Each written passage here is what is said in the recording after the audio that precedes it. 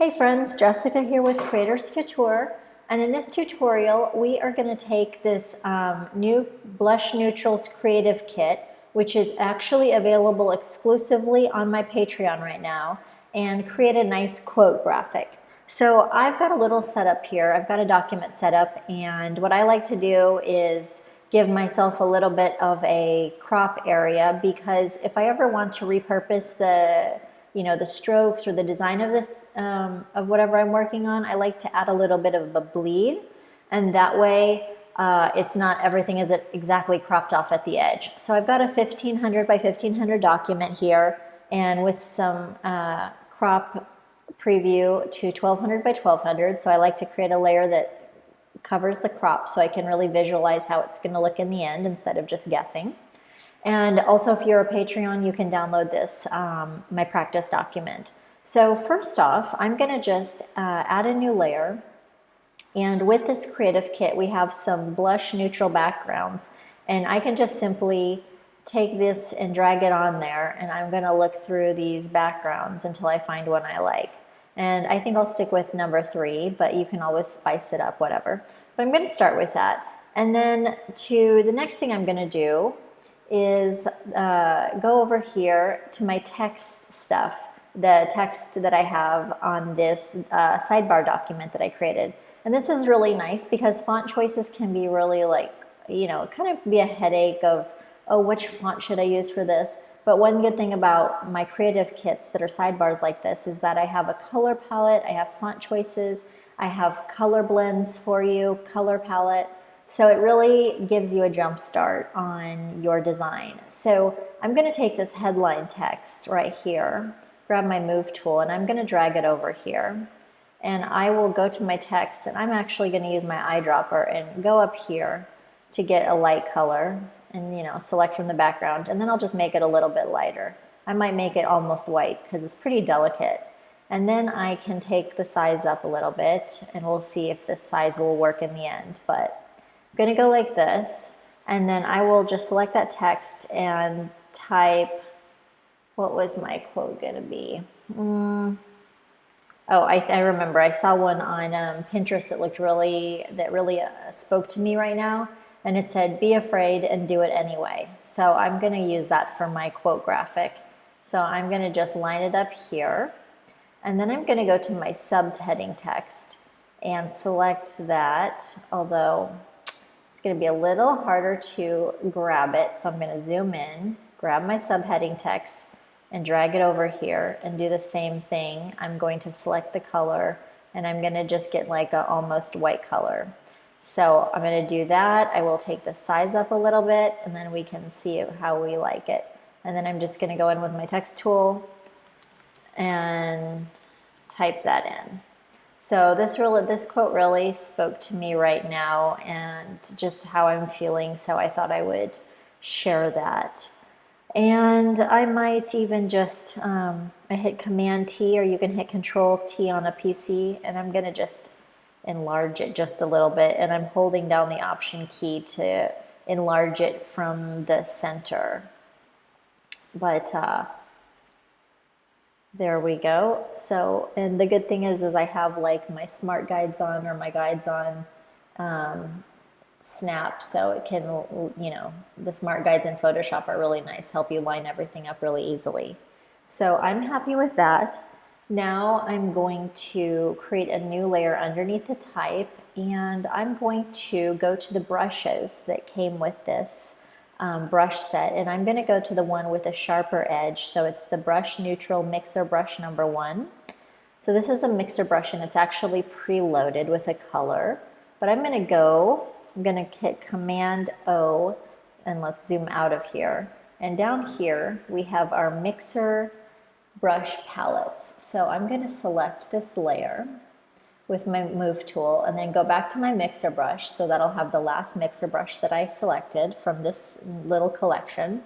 And I'm going to Option or Alt select and hover over this to load this color up into my brush.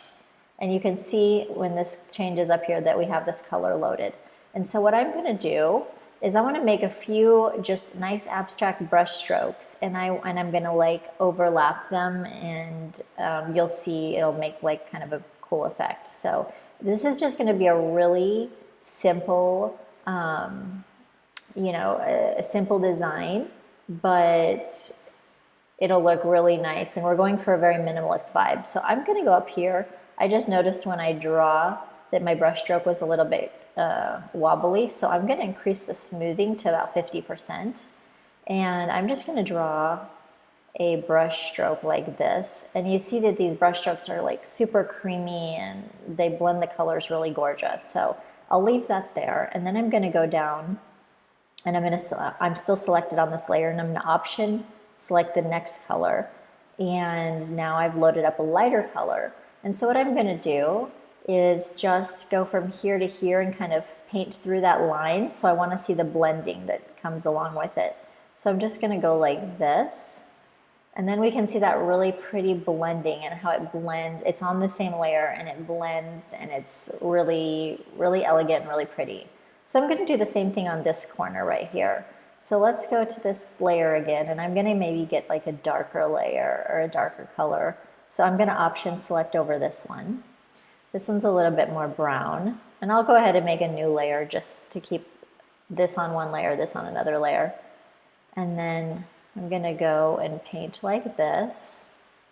And so that looks nice. It's very neutral. And then I'm going to go back, and I'm going to take this color right here. So I'm going to option click, load that color up, and I'm going to do the same thing, and I'm going to cross over and paint through there. And if you don't like it, you can just undo it, Command Z, but I might even do like this just for a little bit different. So as you can see, it drags the color, and it's just a very simple design, but it just shows a few brush strokes can make a really nice, elegant design. So there's 2 brush strokes each. And then to finish it off, I think I'm going to add like the gold chain. So I'm going to make a new layer over this. And this creative kit also, actually on my Patreon, I just released a set of gold chain brushes. And if you do them in one color, I'm just going to grab a color here. So these are just standard brushes. This is a brush, and it's a chain brush, which I think is cool. And let me see which one I want to grab. I think I'll try chain 14. Now that one's a bit big, so I'm going to take the brush size down like this, okay? Maybe even a little bit more. I want it really delicate and dainty. So, but what I'm going to do is I'm going to use my mixer brush with a regular brush, and we're going to see how to make a gold chain like that. So I'm going to actually go here, select my mixer brush. I'm going to go back to my chain. I actually need to reselect it because I was selecting it with my regular brush. So I'm going to go here to grab chain 14. I'm going to left bracket or change the size up here until it's the right size that I want. I want like a delicate chain. So that looks good. So we've got the size, and now what I'm going to do is on my sidebar palette, I'm going to load up some gold into here. And so I'm going to option and hover over the gold part down here to load up some gold into my brush. And we're going to see how this turns out. And we can sample all around the gold and play around, and if it doesn't look great or it doesn't, turn out how you like, you can always resample it and, just experiment a little bit. But I'm going to go up here, and I'm going to go to dry heavy load. And that means it's not going to mix anything. But with the chain brushes, it really wouldn't mix anyway because they're not overlapping. So I'm just going to go through here and just add a little chain accent. And I think that looks really cool. And I don't know if I want to, you can play around with your position. But as you can see, it's stamping. Basically what it's doing is that I pulled up that gold that I sampled from here. And as I do it, it's stamping that gold each time. But the cool thing is I have it on dry heavy load, although it'd probably actually look the same on wet. But it really gives that like dynamic, cool look of a chain. So I'm gonna just play around here, and One good thing you can do also is once you've loaded it and you know that you like it, if you think you want to make something like similar and you want the chain to look exactly the same, you can go into your brush panel and like save this brush in particular and with the tool settings and with the color so you can use it as another time. I'm not going to do that right now. But one thing that that lets you do is, you know, go back and paint the exact same brush the exact same way. The only caveat I will tell you for that is that if you change the size in the future after you save that brush, it's going to lose the color that was saved inside it. So just a little caveat. But I am going to,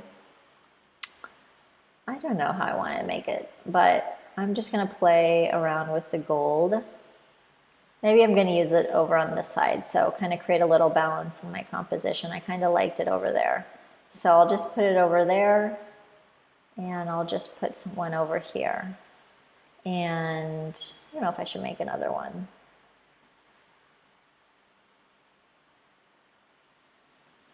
I don't know. I think maybe just the two is kind of nice. I might make another. No, I'm going to stick with minimalist. So there we have it, and you can take this idea and, you know, make something else with it. You could make a card design, you could make an invitation, you could make a background pattern, digital paper, anything like that. But hopefully this tutorial was useful to you, and all the brushes that you see are available on my Patreon, which I'll have the link below. And just please let me know if you have any questions.